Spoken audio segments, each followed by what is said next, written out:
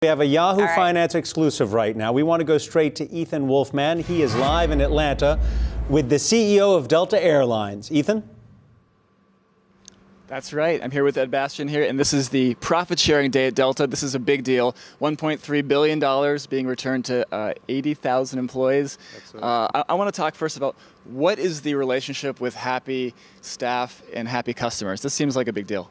Well, this is in our DNA at Delta. We take care of our people so our people can take care of our customers. Our people are the very best in the business.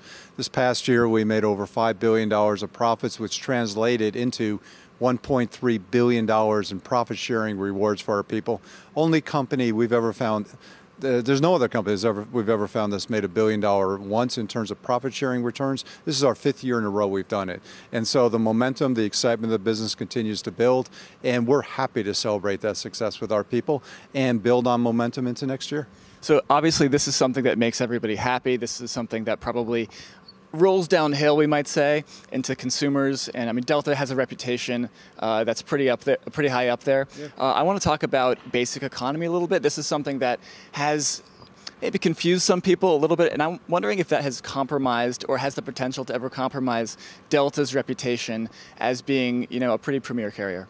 We provide great service to all of our customers, whether you're on a basic economy ticket, which is our lowest fare ticket, or all the way up to Delta One service. You know, we're known for our reliability, our friendly service, our on-time arrival rates, and the core premise and promise that we make to our customers is no different, whether you're in basic economy or Delta One. But we do know some customers want to buy the lowest fare ticket, and loyalty and preference isn't as important to them, and we provide that ticket, and that's what basic economy is. So when we think about airlines, it's often seen as some economic indications can come from the industry. I'm wondering if you've been seeing anything interesting coming out of maybe regionally around the world or globally that could be, you know, interpreted as something going on. You know, we're looking at a very good year in 2019. I know I read the same headlines you read about the dark clouds that may be looming at some point or some potential economic slowdown. This year we expect to grow our revenues by 5%, which is healthy given the size of our airline. I'd say the only part of their business we have seen a slight slowdown is in the transatlantic business. Some of the fare levels for the winter have been a little soft.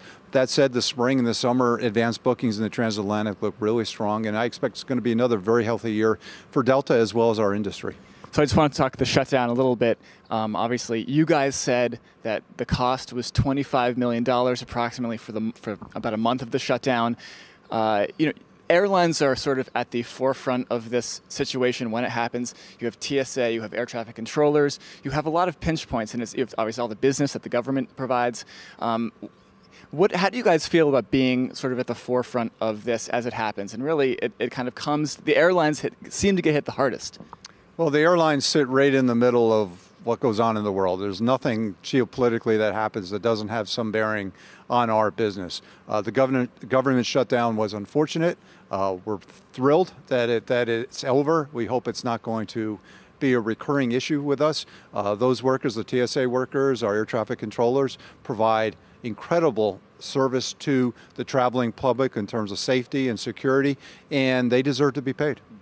I want to talk tech. You know, Delta is known for having a slightly older fleet than some of the other big carriers, but you seem to have some plans in terms of innovation. I know that you spoke with Ginny Rometty at CES and have something kind of cooking, and there were some new AIRBUS planes I hear that were rolled out this week. Can you tell us a bit more about Delta's plans for the future, especially with tech? We're investing like never before in our business, and it runs whether it's in our fleet, our airplanes, our technology, in how we're managing our airports, the investments we're making in our airports.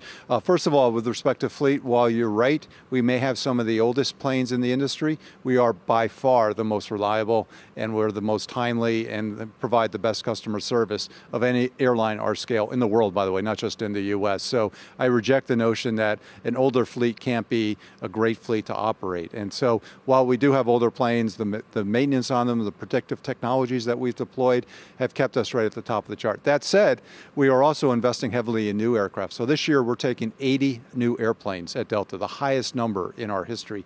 And we're in the process of replacing about 25% of our fleet over the next 3 years. We just rolled out the Airbus 220, which is the latest domestic airplane in the sky, first airline in the U.S. to be flying that airplane, 110-seater. I encourage all watchers on Yahoo to get out there and try the service. We got 90 of those coming, so it's going to be in many markets across the U.S.